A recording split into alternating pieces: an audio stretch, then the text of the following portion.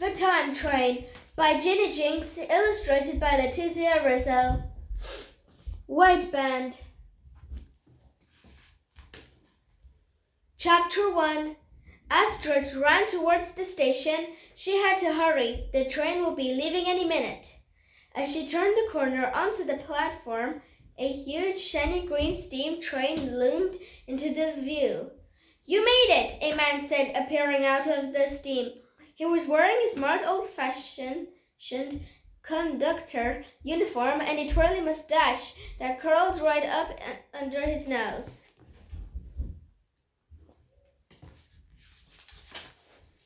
"Are you ready for the greatest adventure of all time?" Astrid nodded excitedly.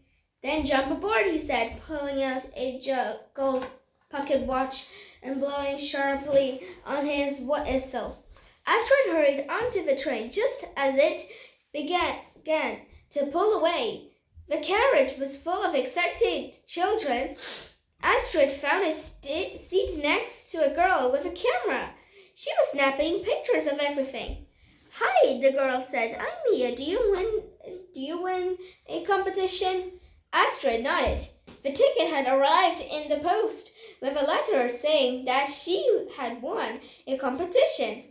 The funny thing was, Astrid didn't remember entering a competition. "Do you know where we're going?" Mia shook her head, and they looked out of the back window, but it was covered by thick white fog.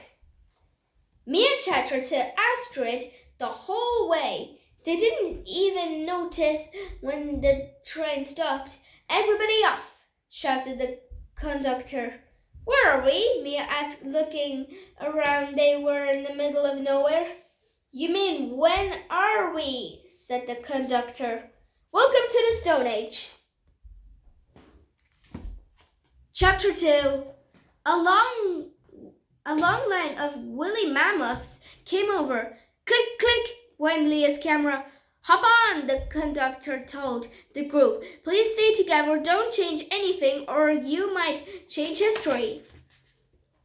Astrid and Mia climbed onto a mammoth with a boy called Jack.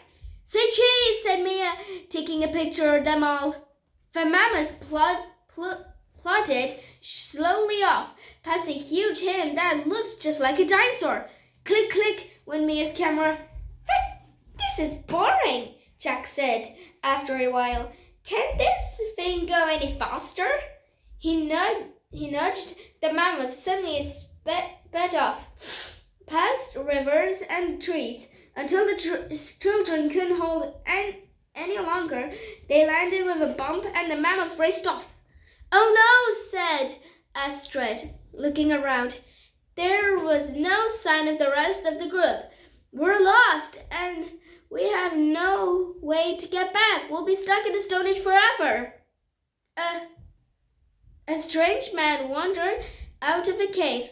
"Excuse me," said Jack. "Do you know the way back to the train?" "Ugh," the man said, scratching his head. He doesn't understand. They didn't talk in the Stone Age," Mia said.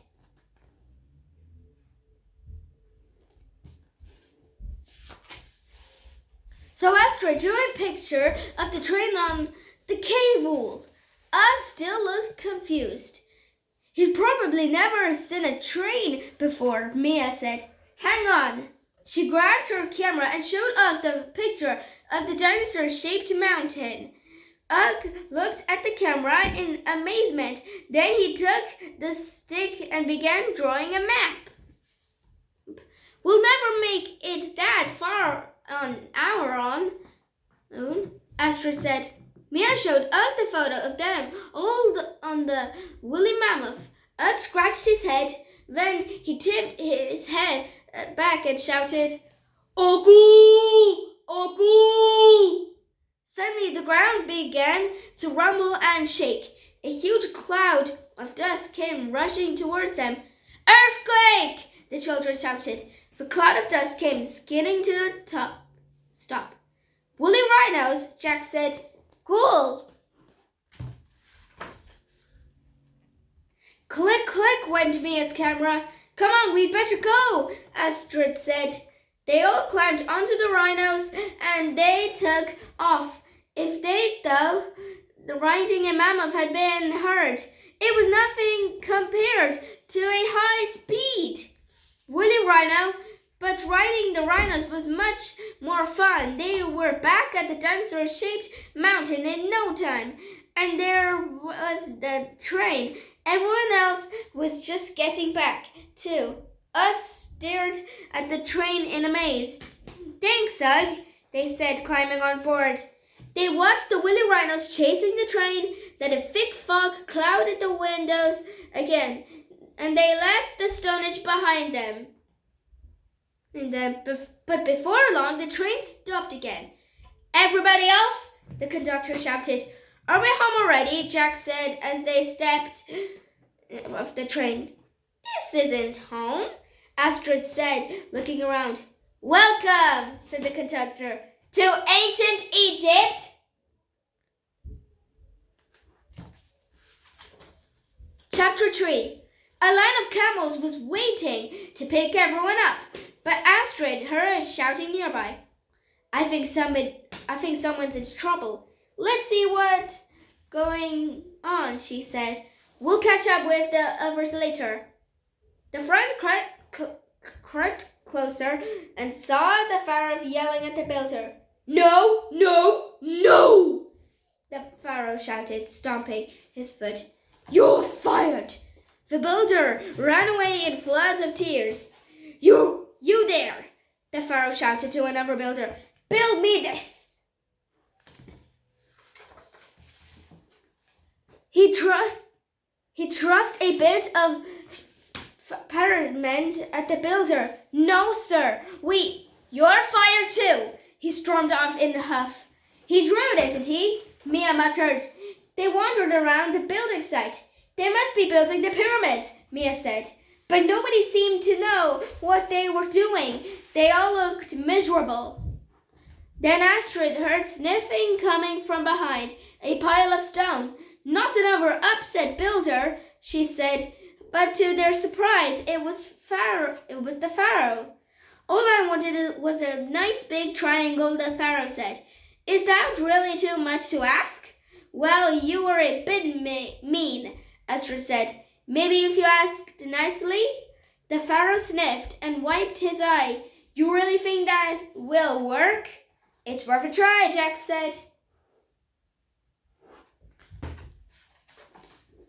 Chapter 4. The builders looked terrified when they saw the pharaoh coming. I'm sorry, sir, your plan just doesn't work, a builder said. But why? The pharaoh shouted. Then he stopped and took a deep breath. Why didn't you say so? He asked. In his nicest voice. You wouldn't listen, the builder explained. Astrid looked at the plans. Why don't you just build the other way around? She said, turning the drawing upside down. The pharaoh looked at the builder. That might work, the builder said. Excellent, the pharaoh boomed, making the builder jump. What are you doing for? The builder ran off before the pharaoh could start shouting again. How can I thank you? The pharaoh asked the children. How about a ride on my camel? The children groaned. They had ridden enough animals for one day. Then they saw everyone getting back on the train. Sorry, got to go, Jack said quickly. Then they said goodbye and rushed back to the train. Home time, the conductor said. As the train pulled into the station, the children got off and looked around. This was not home. Oh dear, the conductor said. We've gone too far. We're in the future. Chapter 5. Awesome, Jack said. Don't go anywhere, the conductor said. I will have the train fixed in no time. But Mia wasn't listening. Are you sure we're in the future? She said, looking disappointed. It doesn't look very different. Then they saw a strange pod. I wonder what that does, she said, wondering wandering over and looking inside. Astrid and Jack chased after her. "Don't touch anything," Astrid warned her. But Mia wasn't listening. She pressed a big red button. Then they heard a ping, but nothing happened. "Boring. It doesn't even do anything," Mia said.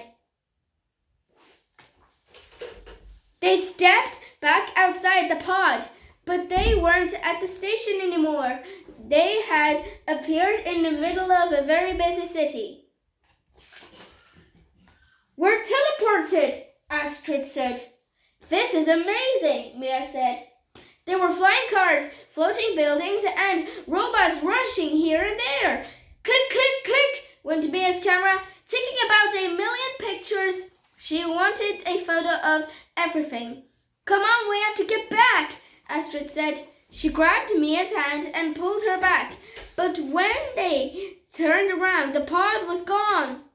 "Help! We're stuck here," Astrid said in a panic. A robot suddenly appeared. "I am Helpbot. Do you need help?" "We need to get to the station," Astrid said, "but the pod has vanished."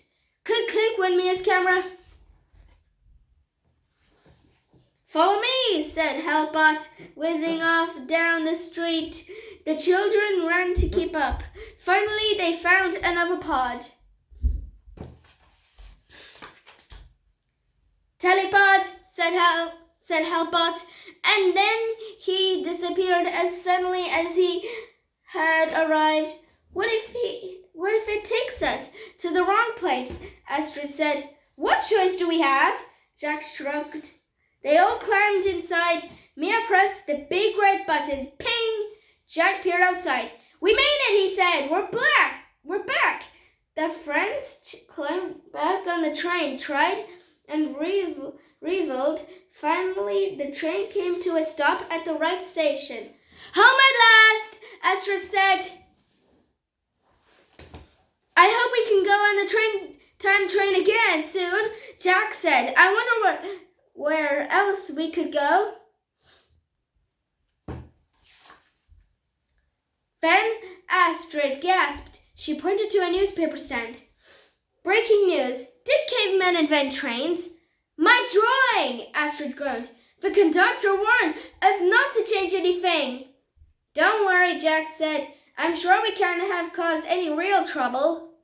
The end.